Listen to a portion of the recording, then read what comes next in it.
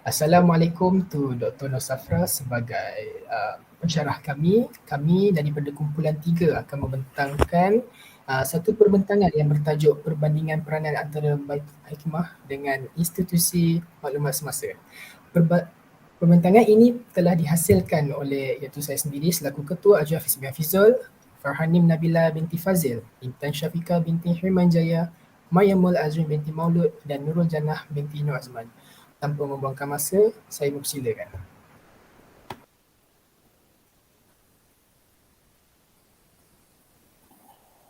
Institusi maklumat mempunyai sejarah yang amat panjang. Kewujudannya telah dirakam oleh ilmuwan Islam maupun Orientalis dalam pelbagai sumber bertulis.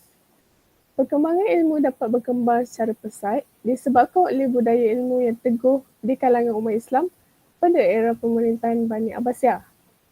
Terdapat banyak percambahan pembinaan institusi maklumat yang berlaku di Baghdad, Andalusia dan Mesir seperti cendawan yang tumbuh selepas hujan. Antaranya ialah Baitul Hikmah atau nama lainnya, House of Wisdom dan Rumah Kebijaksanaan yang dianggap sebagai institusi maklumat pertama dalam sejarah tamadun Islam. Hal ini kerana ciri-cirinya yang berbeza berbanding institusi tradisional lain ketika itu.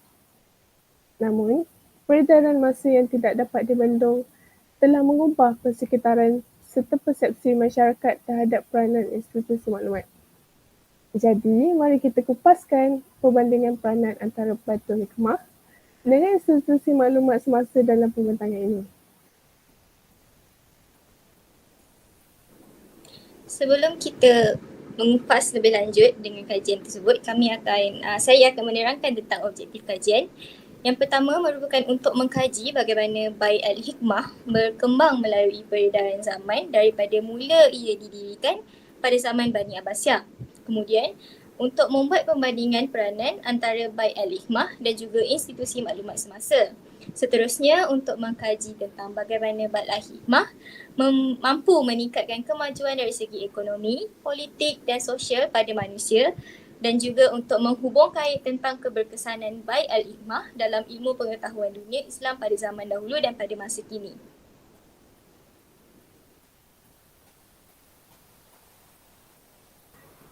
Definisi Bait al-Hikmah. Bait al-Hikmah ialah perpustakaan dan pusat penterjemahan semasa dinasti Abbasiyah. Bait al-Hikmah ini terletak di Baghdad, di mana pada zaman kegemilangan Islam, Baghdad merupakan ataupun dianggap sebagai pusat Islam dan sains, pusat ilmu Islam dan sains. Dan Bait al-Hikmah ini dicipta oleh Khalifah Harun al-Rashid seperti yang ditunjukkan di figura 3. Seterusnya, Khalifah Al-Ma'mun di figura 4 adalah sebagai penaung dan ilmuwan. Bait al-Hikmah ini ditubuhkan atas usaha dan bantuan pemimpin kerajaan serta digelar Khizanah al-Hikmah iaitu khazanah kebijaksanaan. Tujuan Bait al-Hikmah ini adalah untuk mengumpulkan ilmu-ilmu asing dan menyalinnya ke dalam bahasa Arab. Seterusnya, menyimpan buku-buku kuno yang diperolehi dari Parsi, India dan banyak lagi. Pusat kegiatan pembelajaran serta penyelidikan astronomi dan matematik juga merupakan salah satu tujuan pembukaan Bait al-Hikmah. Dan yang terakhir sekali adalah sebagai akademi pertama yang lengkap dengan teleskop, perpustakaan dan lembaga penterjemahan.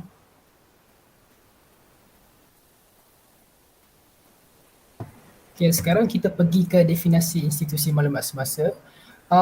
Tidak seperti institusi maklumat terdahulu iaitu Baitul Hikmah. Baitul Al-Hikmah merupakan titik utama bagi para pensyarah, para ilmuwan, para pengkaji untuk datang untuk mempelajari ilmu pengetahuan, untuk meneroka ilmu baru dan melakukan pengkajian. Tapi berbeza seperti zaman sekarang, institusi maklumat telah memecahkan dia punya skop pembelajaran iaitu sebanyak empat skop pembelajaran lah, iaitu yang kita ada di sini adalah prasekolah, pendidikan rendah, pendidikan menengah dan pengajian tinggi. So kita akan pergi dulu ke prasekolah. Prasekolah dia punya skop umur pelajarnya adalah daripada lingkungan 5 hingga ke 6 tahun. Di sistem prasekolah, kanak-kanak diajar dengan perkara-perkara asas, perkara asas seperti membaca, menulis dan mengaji. Dan seterusnya kita pergi ke sekolah rendah, iaitu skop umur pelajarnya adalah dalam lingkungan 7 ke hingga 12 tahun. Pada skop pendidikan rendah, ilmu bahasa, matematik, agama dan kesihatan diajar kepada para pelajarnya. Ilmu yang dipelajari akan dinilai pada umur mereka 12 tahun, di mana peperiksaan akhir iaitu peperiksaan akan dijalankan bagi menilai tahap pemahaman diorang. Seterusnya kita pergi ke sekolah pendidikan menengah, iaitu skop umur pelajar mereka lingkungan daripada 13 hingga ke 17 tahun. Dalam sistem pendidikan menengah, pencapaian pembelajaran amatlah penting, tetapi pencapaian kurikulum juga turut dinilai, dan pencapaian pembelajaran dan kurikulum perlulah seimbang bagi mendapatkan slot dan tempat bagi menyambung pembelajaran di pengajian tinggi. Seterusnya kita pergi ke sistem pengajian tinggi, di mana dalam sistem pendidikan ini pelbagai bidang ditawarkan kepada para pelajar lah, mengikut kesesuaian dan kelayakan mereka, selaras dengan pencapaian mereka semasa akhir sekolah menengah. Dan di pengajian tinggi juga ia menjadi penentu hala tuju bagi kerjaya mereka. Terima kasih. Seterusnya, kita pergi kepada peranan Bait Al-Hikmah, di mana antara peranan utama Bait Al-Hikmah adalah sebagai perpustakaan rasmi kepada masyarakat Abbasiyah. Bait Al-Hikmah yang ditubuhkan pada kurun ke-8 ini merupakan lokasi utama di mana aktiviti-aktiviti pengumpulan koleksi bahan-bahan ilmiah dijalankan. Khalifah Harun al-Rashid juga antara individu yang banyak menyumbang dalam aktiviti pengumpulan bahan-bahan ilmiah kerana beliau adalah merupakan pengasas Bait Al-Hikmah. Jadi koleksi bahan-bahan ilmiah ini diperoleh daripada kerajaan-kerajaan luar, di mana berlaku pertukaran ilmu pengetahuan seperti kitab-kitab dan manuskrip tercetus antara para ilmuwan Abbasiyah dan ilmuwan luar. Seterusnya, aktiviti penterjemahan juga giat dijalankan di Bait Al-Hikmah, di mana karyawan-karyawan di Bait Al-Hikmah membantu dalam proses penterjemahan di samping memperbesarkan skop bahasa ahli ilmuwan. Dan kita dapat memudahkan ahli ilmuwan Abbasiyah berinteraksi dengan ilmuwan luar untuk mendapatkan informasi. Dan yang terakhir sekali, aktiviti pengkajian, di mana ramai ilmuwan yang berpakaran tinggi seperti penterjemah, saintis, penulis, para pekaji dan lain-lain mengambil skop pengkajian ini di Bait Al-Hikmah, di mana ia terbuka kepada pelbagai bangsa dan agama serta para ilmuwan yang dihukum ketika zaman Empire Byzantine, iaitu Empire Rom Timur.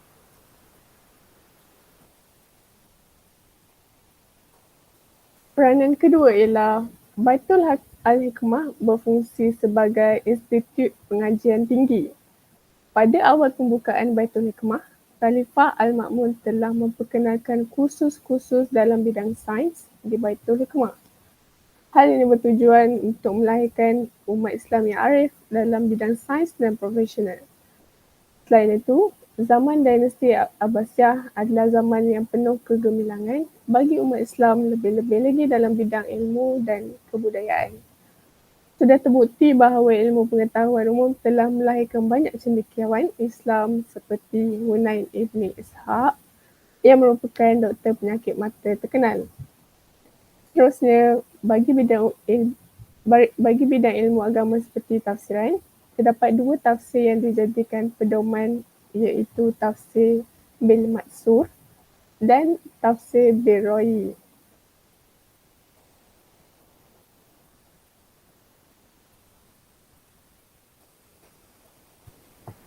Okay, kita pergi ke peranan ketiga Baitul Al-Hikmah, iaitu sebagai pusat perterjemahan. Saya faham jika dikatakan Baitul Al-Hikmah tidak asing lagi aktiviti penterjemahan ini dalam kalangan ahli sejarawan. Abdullah bin Al-Muqaffah ialah antara salah seorang individu penting dalam perkembangan aktiviti penterjemahan yang dilakukan di institusi Baitul. Beliau merupakan seorang tokoh yang terkenal yang telah mengembangkan aktiviti penterjemahan di Baitul Hikmah. Beliau telah meninggal pada 143 Hijrah yang bersama dengan 759 Masih. Nak dikatakan betapa besarnya dia punya peranan dalam gerakan penterjemahan, beliau merupakan individu yang secara sendiri menterjemah buku-buku dari bahasa Parsi ke bahasa Arab. Kalau kita ingin mengambilkan contoh seperti kitab Kalilah wa Daminah yang diterjemahkannya daripada bahasa Parsi ke bahasa Arab, dilakukan oleh beliau sendiri. Selain itu, aktiviti penterjemahan memang telah diletakkan di bawah tanggungan dan perhatian kerajaan pada zaman pemerintahan Khalifah Al-Mansur. Seterusnya kita akan ceritakan tentang peranan Baitul Hikmah sebagai pusat penterjemahan lah. Baitul Hikmah menjadi pusat penyimpanan ilmu daripada kerajaan-kerajaan luar, contohnya seperti India, Rom dan Parsi. Perkara ini dapat dijayakan kerana Baitul Hikmah memiliki banyak penterjemah-penterjemah yang handal. Yang contohnya kita boleh ambil seperti Al-Baqtisur dan Al-Hunaim Ibnu Ishaq yang merupakan bukan individu yang beragama Islam. Mereka merupakan penganut Kristian. Dengan adanya penterjemah-penterjemah yang bukan beragama Islam ni, dapatlah aktiviti penterjemahan dilakukan kerana ahli-ahli ini mereka fasih dalam menterjemah bahasa Yunani, Persia dan Hebrew. Seterusnya, aktiviti penterjemahan di institusi Baitul ni disambung oleh Hunaim Ibnu Ishaq yang merupakan ketua dalam jalankan aktiviti penterjemahan buku-buku ke bahasa Arab. Perjuangan beliau dilanjutkan oleh anaknya iaitu Ishaq Ibnu Hunaim. Kehandalan Hunaim diakui banyak oleh penulis sejarah. Beliau merupakan seorang Christian Nestorian dan beliau juga dikenali sebagai seorang sarjana yang paling besar dan yang terhormat pada zaman ketika itu oleh kalangan masyarakat Arab. Khalifah Al-Ma'mun membayar Hunaim bin Ishaq dan para penterjemah lain dengan emas, di mana ia dikira dengan seberat buku yang diterjemahkanlah dia punya kuantiti emas yang akan dibayar. Dan diriwayatkan juga bahawa Hunaim bin Ishaq dan para penterjemah yang lain dibayar 500 dinar setiap bulan.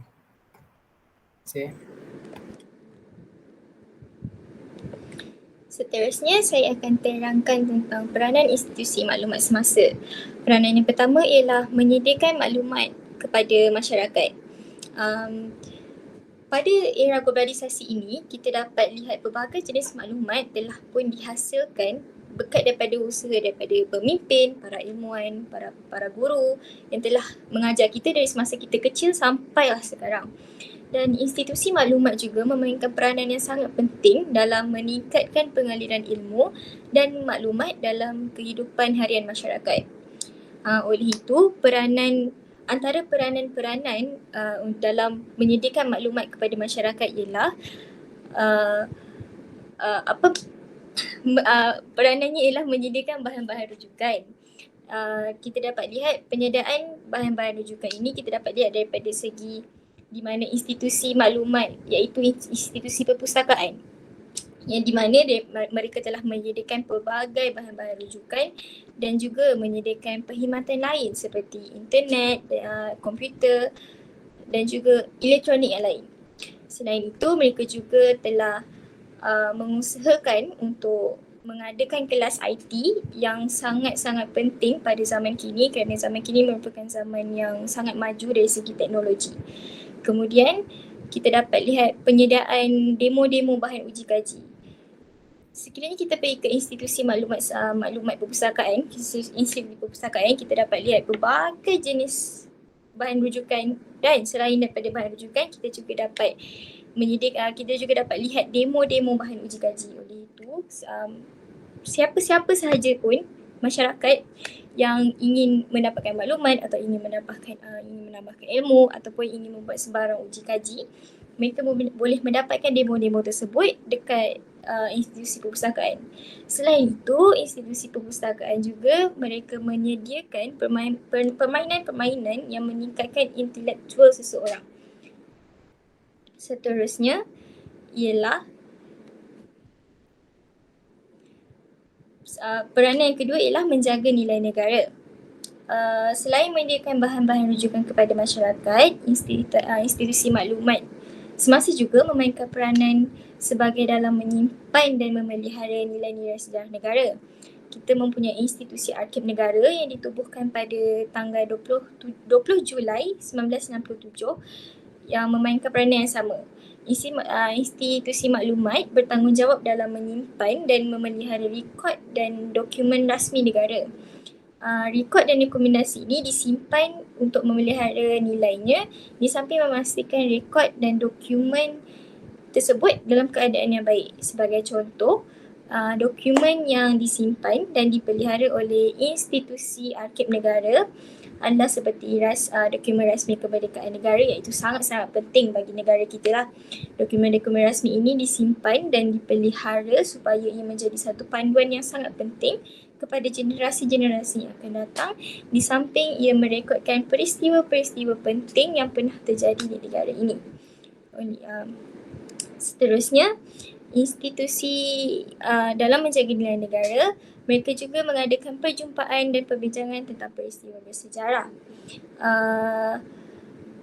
Mereka bertanggungjawab dalam, sebagaimana yang kita tahu, mereka bertanggungjawab dalam menyimpan dan memelihara nilai-nilai sejarah negara.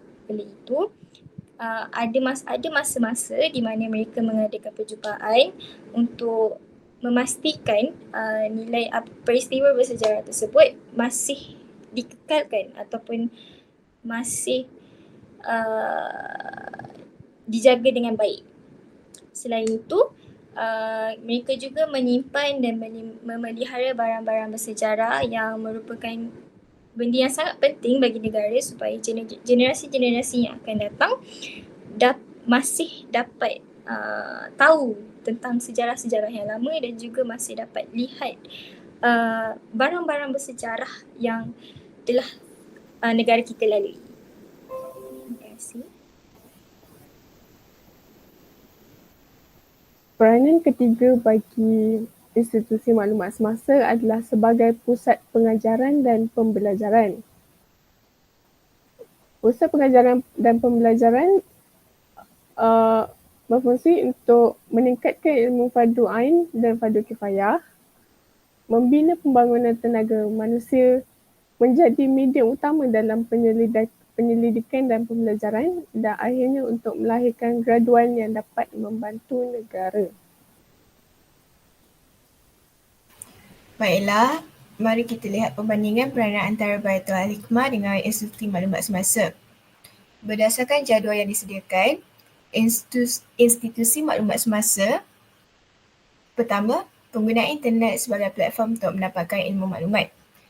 Seperti yang kita sedia tahu, internet adalah suatu jaringan komunikasi yang memiliki fungsi untuk menghubungkan antara satu media elektronik dengan media elektronik yang lain dengan cepat dan tepat.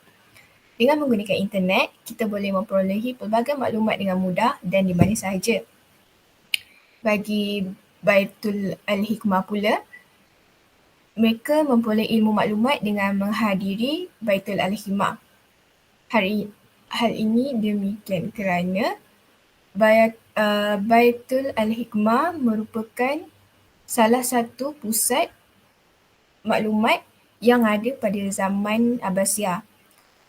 Seluruh rakyat maupun penduduk daripada negara luar seperti Rom dan Parsi datang ke Baitul Hikmah hanya untuk mendapatkan ilmu. Yang kedua, institusi maklumat semasa memerlukan ilmu maklumat untuk mendapatkan pekerjaan yang diingini. Hal ini demikian kerana mereka bergantung 100% dengan pekerjaan mereka untuk menyara kehidupan mereka. Apabila mereka tidak mempunyai pekerjaan, kehidupan mereka akan menjadi susah. Hal ini terjadi kerana pada zaman sekarang, semua orang memerlukan pekerjaan untuk meneruskan kehidupan. Hal ini wujud akibat kos sara diri yang semakin meningkat pada masa sekarang. Pada waktu yang sama, terdapat pelbagai bidang pekerjaan yang memerlukan ilmu maklumat yang sangat tinggi untuk mendapatkan pekerjaan yang diingini sesuai dengan bidang yang dipelajari. Bagi Baitul Hikmah pula, mereka lebih fokus untuk menaikkan taraf hidup dengan meneroka maklumat yang baru. Hal ini disebabkan oleh ilmu yang sangat terhad untuk didapati pada zaman dahulu. Bagi mereka, orang yang mempunyai ilmu digelar sebagai orang yang maju. Dan yang terakhir, institusi maklumat semasa dibekalkan dengan ilmu pengetahuan yang relevan dan terkini. Hal ini demikian kerana agar pengetahuan serta kemahiran yang diperoleh mampu digunakan untuk mengatasi pelbagai cabaran yang bakal dihadapi pada masa yang akan datang. Hal ini disebabkan oleh kemajuan negara yang mencanak naik seiring dengan peredaran zaman. Bagi Baitul Hikmah pula, mereka mementingkan pelajaran ilmu agama seperti ilmu fiqh dan tafsiran. Hal ini demikian kerana pada zaman dahulu adalah amat sukar bagi mereka untuk mewujudkan konsep pemikiran yang kreatif dan inovatif. Hal ini berpunca daripada kekurangan tenaga pengajar yang amat jelas sekali kelihatan.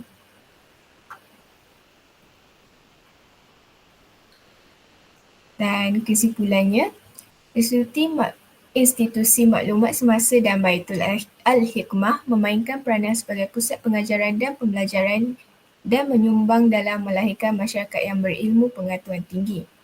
Seterusnya, kemudahan internet dan juga teknologi pada zaman kini memudahkan masyarakat memperoleh maklumat yang diingini berbanding dengan zaman dahulu, di mana masyarakat zaman dahulu perlu menghadirkan diri ke Baitul Hikmah untuk mendapatkan ilmu dan juga maklumat.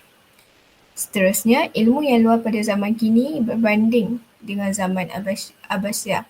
Dan terakhir, institusi maklumat semasa dan Baitul Hikmah merupakan medium yang amat penting dalam memberi ilmu dan juga maklumat kepada masyarakat.